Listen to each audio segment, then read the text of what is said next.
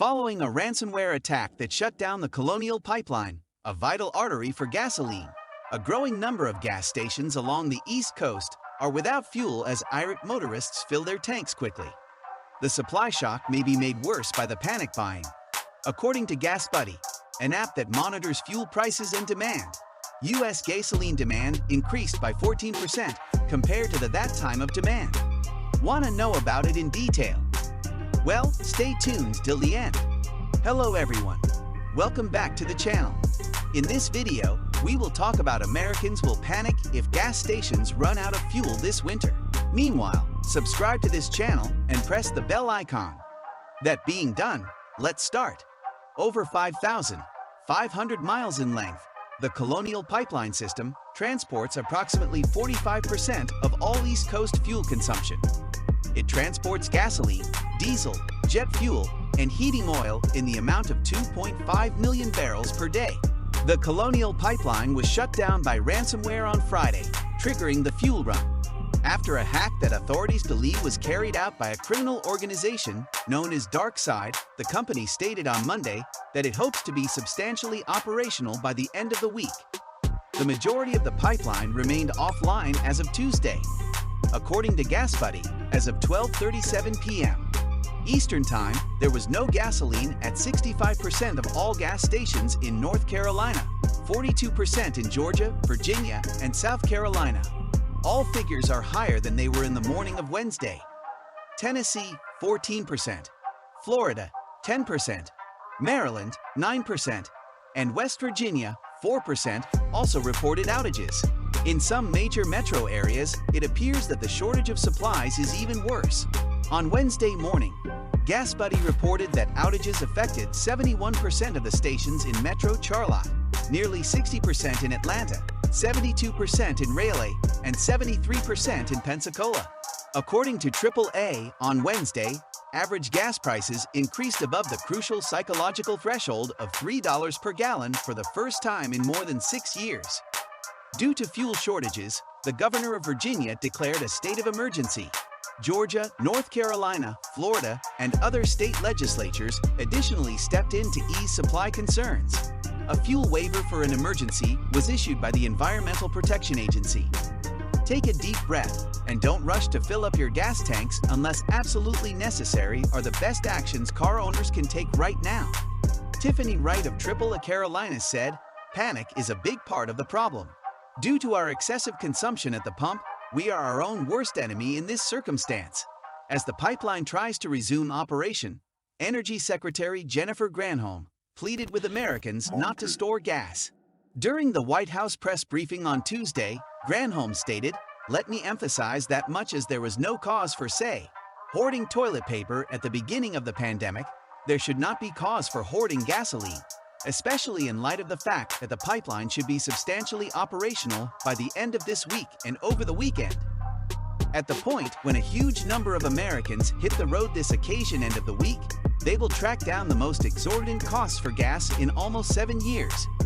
However, many stations will also have no gas at all. The national average cost of a gallon of regular gasoline currently stands at $3.10, which is the highest price since October 2014. The average has only increased by 2% since Memorial Day, but it has increased by 42% since a year ago, when pandemic restrictions nearly halted demand and sent oil and gas prices plunging. However, the fact that gas stations are running out of fuel has nothing to do with gasoline prices or availability. Supply chain bottlenecks and shortages are the result of rising demand and a lack of tank truck drivers. According to experts, a growing number of stations are stating that they are unable to receive gas delivery at any cost. According to Tom Cloza, Global Head of Energy Analysis for the Oil Price Information Service, which keeps track of AAA prices, the outages are currently scattered across the nation. He said there have been blackouts revealed in the Pacific Northwest, Northern California, Colorado, and Iowa. According to GasBuddy spokesperson Patrick DeHaan, Indianapolis and Columbus, Ohio, have also reported outages. Station owners used to schedule truck deliveries as an afterthought. Now, position no.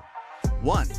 Closer remarked, "My concern for July is that the increased demand will necessitate approximately 2,000 500 to 3,000 additional deliveries per day.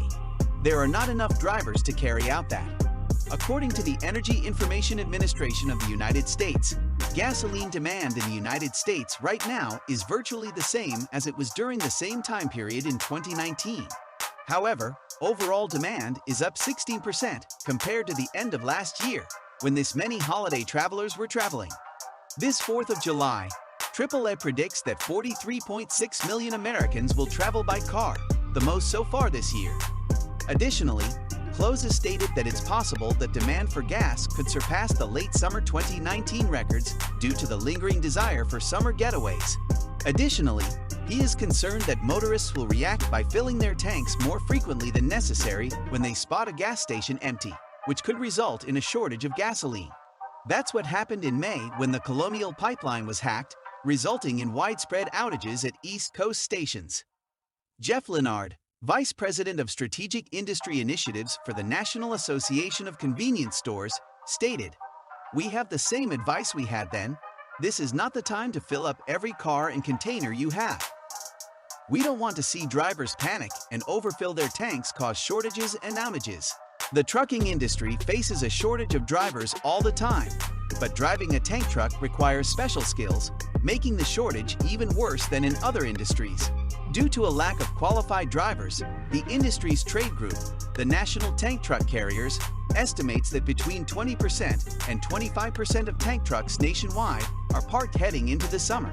Only 10% of tankers were idle for that reason at this point in 2019. According to Ryan Streblow, Executive Vice President of the NTT, "We've been dealing with a driver shortage for a while, but the pandemic took that issue and metastasized it. It has undoubtedly increased exponentially. Some tank truck drivers were forced to retire as a result of the pandemic, while others switched to other trucking jobs that were in greater demand last year due to the sharp drop in gasoline demand." According to Brian Milne of the data research company DTM, which monitors energy prices and supplies, finding new drivers won't be a quick fix. He stated, "I do know that the pandemic did prompt a number of older drivers to retire, and they've been struggling to recruit new drivers. I believe it will continue to appear in various locations."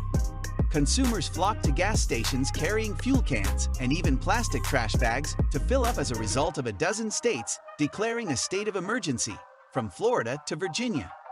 Colonial Pipeline was forced to shut down its entire network on Friday as a result of a ransomware attack, and it is not expected to be back online until the end of the week. The company is in charge of the largest fuel conduit system in the United States. It uses 5,500 miles, 8,850 kilometers of ducts to transport gasoline and jet fuel from the Gulf Coast of Texas to the populous East Coast, where 50 million customers use it. According to the company, it is manually delivering fuel through some lateral lines, giving priority to delivery to areas where alternative supplies are harder to come by. Americans were urged to remain calm by Transportation Secretary Pete Buttigieg on Wednesday. He told reporters at the White House, "We recognize the concern that is out there, and that's why we haven't wasted any time to get into action. Things are not improved by hoarding." In an effort to alleviate the supply shortage, the Transportation Department and the Environmental Protection Agency, EPA, have relaxed fuel transportation regulations and temporarily waived clean air regulations in the affected states. Yet, alarm purchasing was making great many stations dry up, as indicated by gas cost-following site GasBuddy, which itself was crashing under the volume of new clients. As she filled her car on Tuesday in Raleigh, North Carolina, a customer who went by the name Vanita told AFP, "It's crazy, but we got to deal with it." On Wednesday, the few fuel stations that were open saw long lines of cars waiting to get gas. According to GasBuddy analyst Patrick DeHaan, 73% of stations in the Pensacola region of Florida were out of fuel. 6 out of 10 gas stations around Atlanta, the capital of Georgia, and 7 out of 10 stations in the Raleigh-Durham area of North Carolina ran out of gas. Around 45% of stations in Virginia were vacant, and fuel was likewise beginning to turn out to be scant in Washington, D.C., where 8% of stations had run out. Concurring GasBuddy information. So what are your thoughts on this? Let us know in the comments below. And that's all for the day, guys. If you found this video interesting, make sure to hit the like button. Also, subscribe to the channel and press the bell icon to never miss an update from us. Thank you for watching. We'll see you at the next one. Until then, peace.